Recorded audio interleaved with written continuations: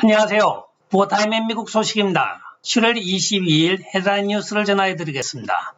부어타임의 첫 번째 소식은 의회 소식입니다. 공화당 상원 의원들이 수요일인 21일 조 바이든이 제시한 인프라스트럭처 예산안 1조 2천억에 대한 필리버스터를 진행하고 있습니다. 이 안은 의회를 속개하려고 하면 60표, 즉 60%의 찬성이 있어야 상원에서 이 법안이 진행이 될 수가 있는데 공화당이 50%인 50표를 가지고 있으므로 지금 진행을 하지 못하고 있습니다. 근데 묘하게도 51대 49로 나타나고 있습니다. 한 명의 공화당의 의원이 민주당 편을 들고 있다는 소리겠죠. 불분명하게 부풀려진 예산안을 통과하지 못하게 공화당원들이 지금 필리버스터를 쓰고 있는 것입니다. 이에 따라 꽁돈을 좀 챙겨보려고 하던 민주당원들이 지금 난리가 나고 있는데 유타주 상원 의원인 공화당원 밋 롬니가 우리 공화당이 다음 주 월요일에는 아마 10표를 보태서 60표가 돼서 속개가 될 것입니다라고 이야기를 하고 있습니다. 여러분은 여기에 한 표가 왜 누가 저쪽에 찍었는지 대충 짐작을 하실 겁니다. 한편 하원에서는 오늘 낸시 펠로시가 케빈 맥카트가 추천한 조사위원 5명 중 가장 우리가 신뢰하는 공화당 진성공화당은 짐 졸던 의원과 짐 뱅크 의원을 받아들일 수 없다고 발표를 하였습니다. 이 발표가 있자마자 기다렸다는 듯이 리즈 체니가 치고 나옵니다. 나는 그 말에 전적으로 동감합니다 하고 말하였습니다. 미시간 공화당 하원 의원 후보에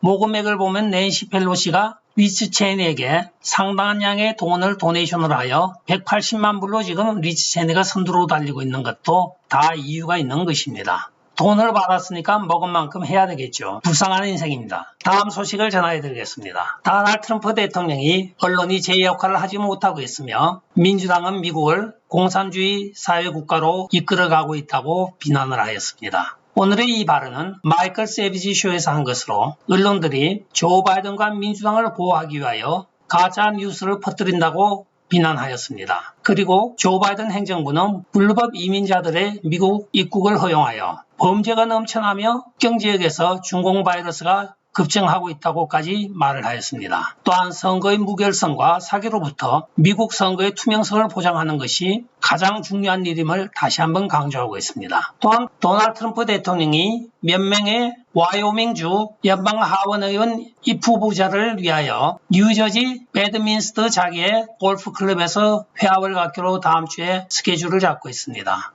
이번 모임은 리즈 체니를 퇴출하기 위한 와이오밍주 하원 후보 경선에서 도전하고 있는 지원자들인데 그간에 리즈 체니를 퇴출시킬 수 있는 가장 유력한 후보로 거론이 되었던 앤토니 보차르드는 초청을 받지 않은 것으로 밝혀지고 있습니다. 다음 주의 회의 결과에 따라서 어떤 결론이 도출이 될지는 기대가 되고 있으나 가장 유력한 후보였던 앤토니 바우처를 초청하지 않은 것에 대해서는 호사가들이 이런저런 말이 많습니다. 지금 초청된 사람들 보고 선거 조직 운동을 이왕 가지고 있는 앤토니 바우처리 주 상원 의원을 밀어주라고 아마 권고할 것이라고 예측들을 하고 있습니다. 한편 도널드 트럼프 대통령이 10명의 라이너들을 대체할 각 지역의 하원 후보를 자기가 성명서를 발표하여 지지를 하고 있는데 오늘까지 유일하게 한 사람만 지금 지지 성명이 발표가 된 셈입니다. 그는 다름 아닌 도널드 트럼프 대통령 전직 보좌관이었던 맥스 밀러 한 사람입니다. 나머지 9명이 누가 될지 상당히 궁금해집니다. 한편 와이오밍주에서는 리즈 체니는 지금 180만 불을 모금하였고 앤토니 보우처는 40만 불을 모금하였으며 나머지 3명의 후보자들은 각각 30만 불씩 모금한 것으로 알려지고 있습니다. 그러나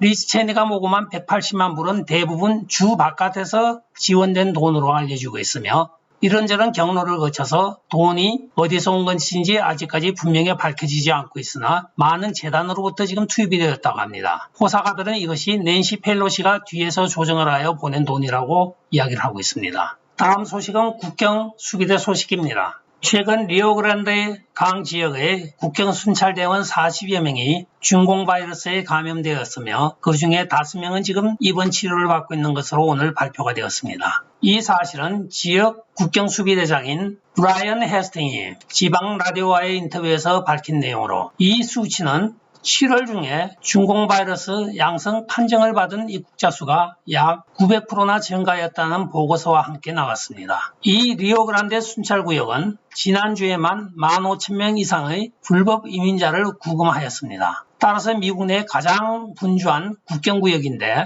여기에 문제가 되고 있는 것은 불법 입국자가 구금이 될 때는 중공 바이러스 검사를 하지 않는다는 문제가 있다고 합니다. 그리하여 많은 국경 순찰대원들이 보균자와 접촉을 함으로써 감염이 지금 급증하고 있다고 오늘 라디오와의 인터뷰에서 밝히고 있는 것입니다. 다음은 올림픽 관련 미국 소식입니다. 미국 여자 국가대표 축구팀이 올림픽 개막전에서 3대 0으로 대패하였습니다. 전력적으로 세계 랭킹 1위로 지금 지명을 받고 있으나 오늘 세계 랭킹 5위인 스웨덴과의 개막전에서 3대 0으로 대패한 것입니다. 그간 44개의 공식적인 게임에서 무패를 자랑하면서 기고만장하였던 이 팀은 최근에 국가가 연주되는데 깨심 있는 행동을 함으로써 많은 보수 진영으로부터 비난을 받아왔던 것도 사실입니다. 이에 대하여 미국 여자축구연맹에서는 이들은 결코 국기에 대하여 경멸을 한 적이 없습니다고 해명을 하였으나 다른 사진을 보면 이렇게 무릎 꿇는 닐링이라고 하여 안티파의 모션을 취하고 있기도 합니다. 어떻게 됐든 간에 세계 랭킹 1인 이 팀이 개막전에서 대패하여 미국으로 진보다리를 싸고 지금 돌아오고 있다고 합니다. 오늘 3대 0으로 대패함으로써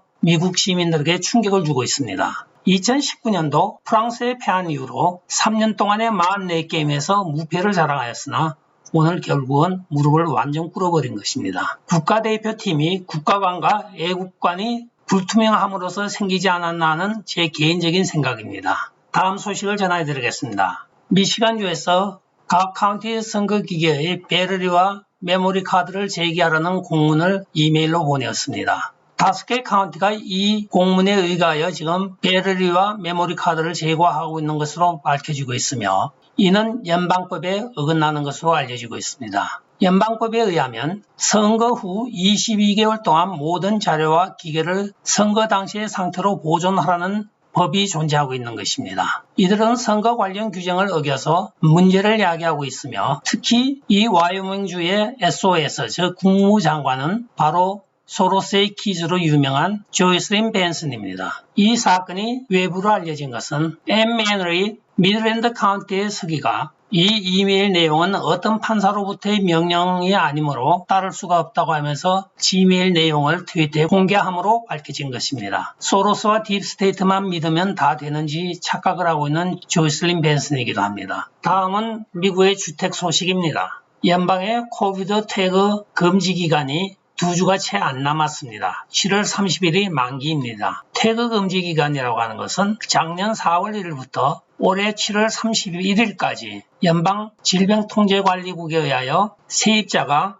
집세를 내지 못하더라도 퇴거를 못하게 하는 법이었습니다. 또한 4월부터는 연방정부가 85%를 책임져주고 15%만 내라고 하는 이 그랜트, 즉 공짜 돈을 예산에 책정을 하였습니다. 그것은 미국인의 임대료와 유틸리티 관련 비용을 충당하라고 하여 약 460억 불이 책정이 되어서 5월, 6월, 7월 3개월 동안 한 것이 불과 6.5%만 시행이 되었다고 합니다. ERA로 사용하라고 460억 불을 책정해 주었으나 30억만 사용을 한 것이죠. 여기서 ERA라고 하는 것은 Evacuation Register Act라고 하는 뜻입니다. 따라서 8월 1일이 되면 CDCP 태그 금지가 만료가 됨으로써 수백만 명이 지금 태그가 될 위기에 처해져 있다고 발표를 하고 있으며 각 지방정부가 신속하게 이 자금을 분산을 하여 배급을 해주든가 어떤 방법을 취해야 한다고 지금 제니 옐런 재무부 장관이 발표를 하고 있는 것입니다. 7월 5일까지 여론조사에서는 470만 명이 집세를 못 내겠다고 지금